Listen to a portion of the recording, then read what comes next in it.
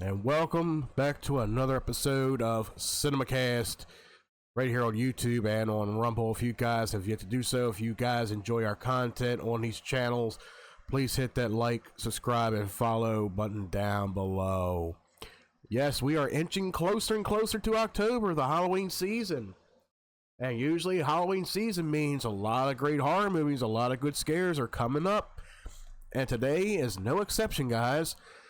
Today we are taking a look at the latest entry in the Conjuring series, which is The Conjuring Last Rites, which just released this September 5th, and I got to go out and see it the night of the release, and let me tell you, like, there were several theaters open for this movie, and it's already brought in $187 million at the box office on a $55 million budget.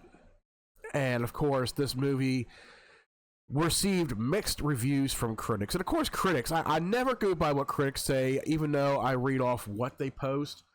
What a critic thinks about a movie doesn't really matter to me, and it shouldn't matter to you.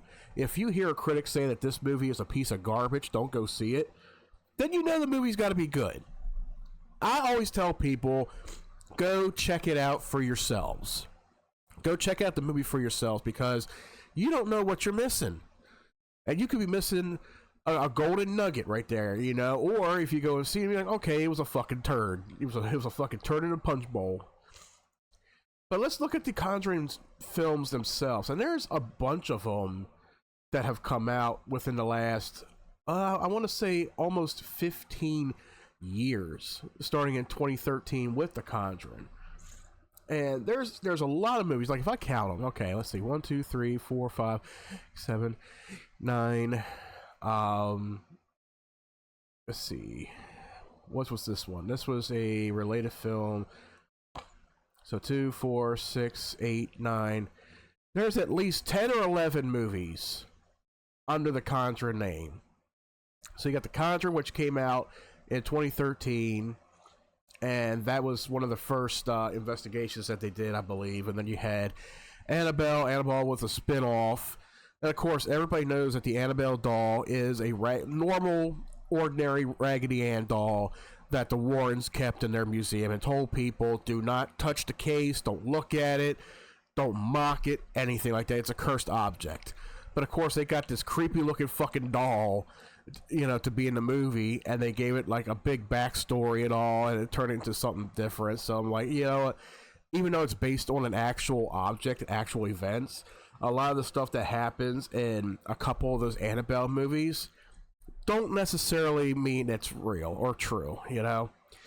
So then you got The Conjuring 2, which came out in 2016. Then you got Annabelle Creation the following year, which proved to be a little bit more violent. But, you know, like I said, that one I wouldn't say is based on a true story or true events, because a lot of the story is fabricated for, you know, entertainment purposes. And then you got The Nun. Let me tell you about The Nun real quick. So that isn't even based on anything. That's just a character that was made up in the Conjuring franchise to be just an extra character, excuse me, to go along with the storyline of Ed and Lorraine Warren. So that movie, I don't even know why it's a thing, really. And then you got Annabelle Comes Home, which of course incorporate the Warrens again, where this time Annabelle doll is inside of the museum and it's haunting the Warrens' daughter and her friends in the house one night. And then you got The Conjuring 3, which is The Devil Made Me Do It. This was the demonic case that shocked America. That came out in 2021. Then 2 years later, you have The Nun 2, which followed up from The Nun. And then, of course, you got now The Conjuring Last Rites. Whereas it is said on the poster itself, the case that ended it all. This was their final case that they took back in the 1980s, to where they ended up retiring altogether from researching and such. But there were other movies that came out, you know, along the lines of the Conjuring franchise, such as The Curse of La Llorona, and it's taking place inside the Conjuring universe, but it has really nothing to do with the Conjuring movies itself. And then there's one that I'm just now hearing about, Wolves at the Door. I never seen it, nor have I heard about it, but I think that's something that I'm gonna have to check out. Okay, so this movie was loosely based on the murder of Sharon Tate, who was the pregnant wife of Roman Polanski. And if you remember that story, that's when she was murdered. Her and her friends were murdered by the Manson family back in the 1960s. Then there's the Crooked Man spinoff, which came from The Conjuring 2, which really never surfaced as a film. It was just a side thing. But all in all, there's at least 10, maybe 11 movies in the Conjuring universe, as they call it. Almost like the cinematic universe for Marvel. You know, Marvel has like 20-some fucking movies in it. And they call it the Marvel Cinematic Universe, and they're still going. So you got to figure, you got to have something to go along with horror, right? Even with action. So this is like the Conjuring universe. Okay, movies that go along with it, but it has gotten a little ridiculous over the years. Like I said, with movies like The Nun that have no real connection to the Ed and Lorraine Warren, the Ed and Lorraine Warren cases. Now, Ed and Lorraine Warren, they were very renowned as demonologists and paranormal investigators from the 1950s and 60s on up until when they retired. And they have this little museum in their house in Rhode Island. I think it's in Rhode Island somewhere. And it's full of cursed objects, haunted objects that they have collected from cases over the years, including some of which is like the Annabelle doll, which is not to be touched or not to be messed with. But apparently recently there was a ghost hunter that was transporting the doll down to Gettysburg and ended up dying suddenly, and now the doll is possibly nowhere to be found. So it's like, yeah. And I've told people the story. I said, look, didn't the Warrens warn these fucking people not to touch the doll, not to mingle with the doll? The doll has specific haunted powers. It's a cursed object. That's like if you go to somewhere like, let's say Gettysburg, and you were to take a rock from Gettysburg and it's attached to somebody there, a spirit, it's going to follow you home. It's old native land type of stuff. If you end up on old Native American land that's haunted and you take something home with you, of course something's definitely going to happen to you. You know, there's going to be death, there's going to be sickness, whatever. But let's go back and talk about this movie that the critics gave mixed reviews on. And I don't want to say it's a mixed movie, but there are a couple things within this movie that are very tongue-in-cheek for me, especially toward the end of the movie. Now, you may see on social media where they talk about how the last 30 minutes of the movie is like an homage to the Exorcist movie. The Exorcist, which came out in 1970 or 71. I might be mistaken on the year. But The Exorcist was definitely based on a true event that took place in the 1930s, I believe it was. It was somewhere in the early 1900s where a boy in Maryland was believed to be possessed, and they did an exorcism on him, and I don't think it turned out properly the way they wanted to. So that's where The Exorcist came in, and of course, you know, Ed and Lorraine Warren, they investigate on roles like this, you know, hauntings and such. But this film, now that I'm seeing it, okay, this is the 9th installment in the Conjuring universe. So even though I thought there was like 10 or 11 of them, like people think there are, I guess that's with like side spin-offs and such, but this is the 9th installment in the universe. This was based on the true life investigations of the Smurl haunting. Now, I might look into that more and more with the podcast that I have come up here in October called The Other Side. If you guys want to check that out, I'll go more into depth with a lot of these cases based on Ed and Lorraine Warren's documents. So this film once again stars Patrick Wilson and Vera Farmiga. I hope I'm pronouncing her name right, who reprised their roles as the paranormal investigators Ed and Lorraine Warren alongside Mia Tomlinson, I guess, and Ben Hardy. And they play young Judy Warren, and Ben Hardy plays the role of, I believe, her boyfriend. Yes, Tony Spera, Judy's boyfriend, and later her husband. So, a lot of these movies, they do look into a lot of the cases, which they actually took care of. But then there's other backstory that they add into these movies to give it a little bit more depth, to give it a little more oomph to the terrifying universe of the Conjuring series. So the movie does start out where Ed and Lorraine, they are investigating an antique mirror in a curio shop, and it turns out that the mirror is extremely haunted and is attached to Lorraine and her soon-to-be-born daughter, Judy, and which she ends up going to the hospital to give birth. And when she pushes out her daughter, of course, she is dead for like a minute until, after some prayer and such, Judy, who was stillborn, she barely gets back from the brink of death, and she ends up crying. So yeah, the daughter ends up being something special to the Warrens. Now, I might go into and say some spoilers here or there, so if you have yet to watch this movie, please go and do so, and then come back and rewatch the review. So this movie takes place 22 years after the birth of Judy Warren, and this is where the Smurl family, who move into a 2-story house in Pennsylvania, where they think everything is good as gold, and it ends up being one of the daughter's birthdays. Well, no, not birthdays, I'm sorry. It's a confirmation ceremony with a church. That's what it was. And then, of course, John, who is the grandfather, ends up buying a very large mirror, which the family places in a home without suspicion. And this mirror happens to be the mirror from the beginning of the movie, which is extremely haunted. And then, of course, during the dinner that same night, a heavy kitchen ceiling light ends up crashing down, narrowly missing the daughters and the family.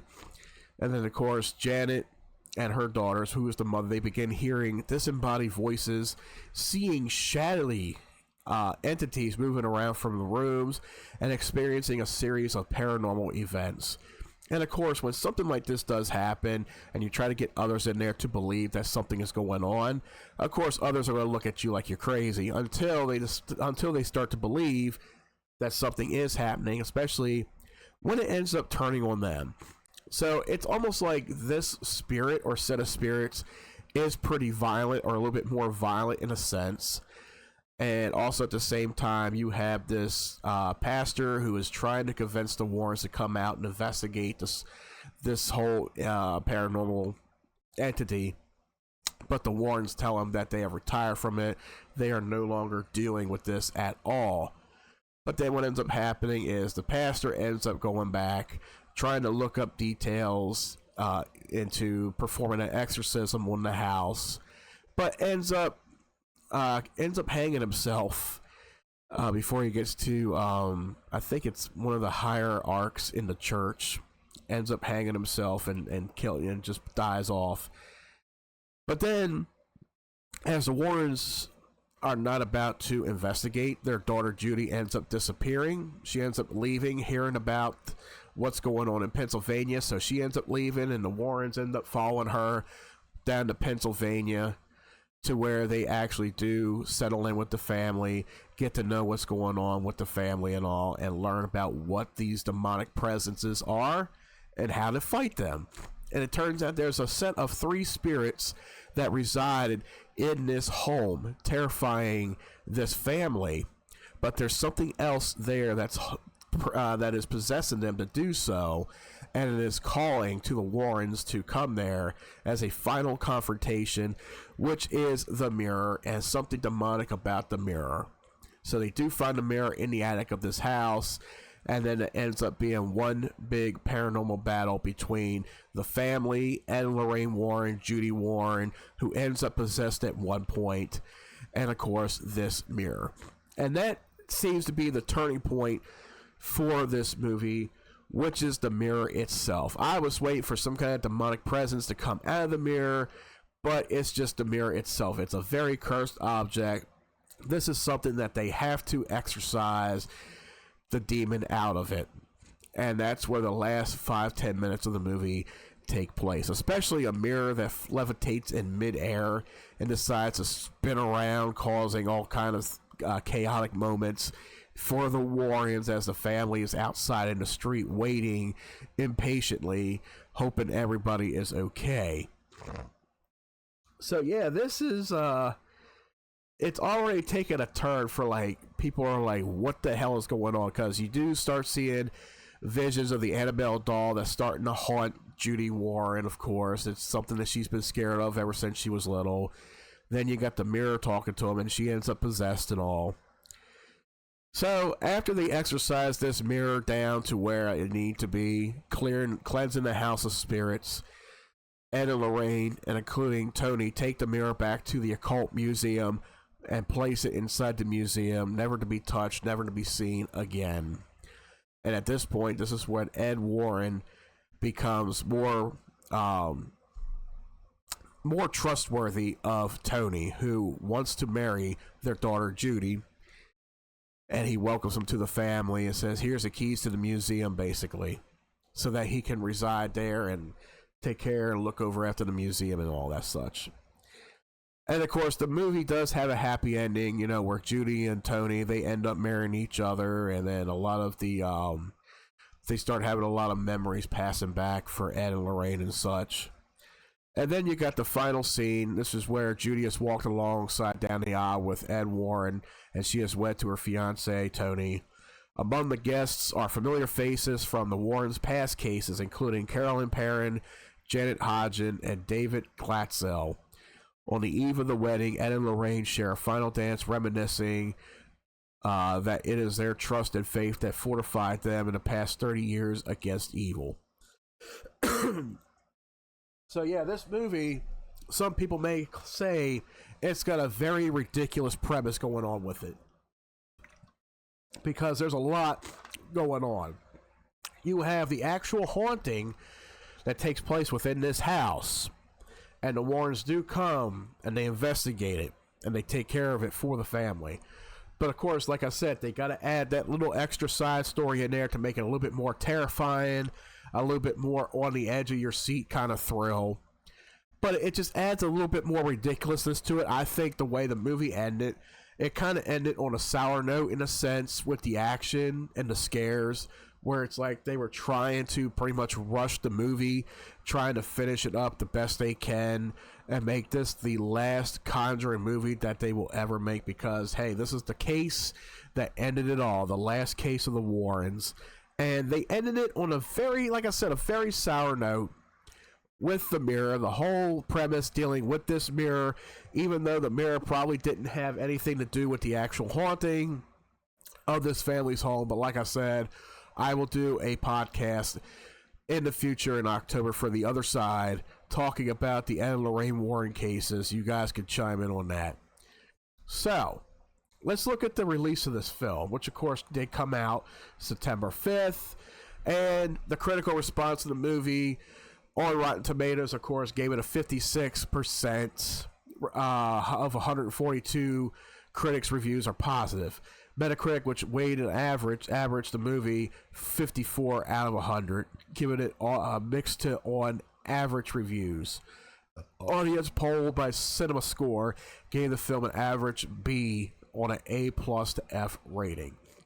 Now, I don't see anything written here by anybody who has their own personal things to say about how they felt about the movie.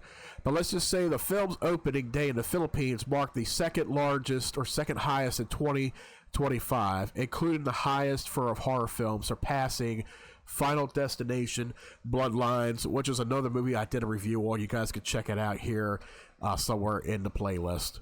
But yeah, they say right now The Conjuring is probably the biggest horror movie right now to be released as of right now. If you guys have yet to see it, go check it out. It's definitely worth it. Even though there are a couple things with this movie that seem completely out of place or completely wrong, but you got to remember, most of the story, yes, it is based on true events. Yes, this was a haunting that did take place in Pennsylvania, but as for the Annabelle doll haunting the young daughter, as for the events of the mirror and such, no, they did not take place at all. It was just a little excess, exaggerated for the film to make it more terrorizing. And that's probably what threw people off. That's probably what turned people away a little bit. And then you got people that sat there and said, oh, I fell asleep halfway through the movie. Like, well, maybe you don't appreciate good cinema, or maybe it's not your kind of movie at all. You're not going to get a whole lot of action within a horror movie, especially as good as something like this. So if you are a fan of the Conjuring series, check this one out. It may not be as great as the first Conjuring or the second Conjuring. It's a little bit down the spectrum, but I will say it is a good watch. It is probably a great finale to these Conjuring movies to finally clear them up, as these two actors are actually getting pretty old for the series. But I think they're doing them in a chronological order. However, there are still some cases out there that they did not cover, even if they are very minor cases, but they said that this is the one that forced them into retirement with how intense the haunting was and how intense the investigation was. I liked this movie when I went into it. I liked it when it ended. Yes, there were a couple things that were kind of questionable in the movie. Not confusing, but very questionable as to why they added it to there, or why they did this and why they did that. So it ends up being its own thing. And so let's end today's review with, you know what, I'm going to give this movie a 7 out of 10. All right, let me see. I'm going to give this movie a 7 out of 10, guys. Go check it out. It's definitely worth watching.